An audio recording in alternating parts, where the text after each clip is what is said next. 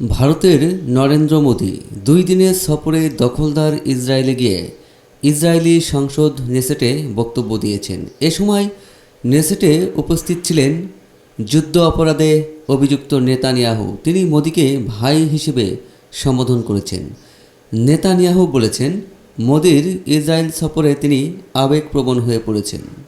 নিজের বক্তব্যে এ দখলদার বলেন, নরেন্দ্র আমার প্রিয় বন্ধু, আজকে আপনার এ সফর নিয়ে আমি গভীরভাবে আবেগপ্রবণ হয়ে পড়েছি। কূটনৈতিক কারণে আমি হয়তো এটাকে অন্য সব কিছুর সাথে তুলনা করতে পারবো না, করলে আমি বিপদে পড়ে যাব।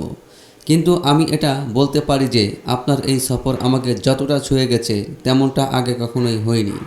আপনি ইসরায়েলের এক মহান বন্ধু, ভারত ইসরায়েল বন্ধুত্বের এক কাণ্ডারি এবং বিশ্বমঞ্চের একজন বড় মাপের নেতা।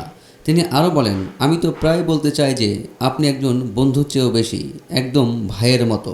আমরা আমাদের বাণিজ্য দ্বিগুণ করেছি, সহযোগিতা 3 গুণ বাড়িয়েছি এবং আমাদের পারস্পরিক বোঝাপড়াকে 4 গুণ বাড়িয়ে এমন এক পর্যায়ে নিয়ে গেছি যা আমি ভাষায় প্রকাশ করতে পারবো না।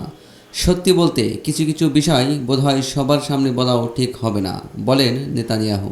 25 ডিসেম্বর মোদির বিমান ইসরায়েলের বেন গুরিয়ান আন্তর্জাতিক বিমানবন্দরে অবতরণ করে। সেখানে তাকে বরণ করে নেন যুদ্ধ অপরাধে অভিযুক্ত ইসরায়েলি প্রধানমন্ত্রী বেঞ্জামিন নেতানিয়াহু। ওই সময় তার স্ত্রী সারা নেতানিয়াহু তার সঙ্গে ছিলেন। সংবাদ মাধ্যম টাইমস অফ ইসরায়েল জানিয়েছে, নেতানিয়াহু তার স্ত্রী ও মোদিকে একসঙ্গে হাসতে দেখা গেছে।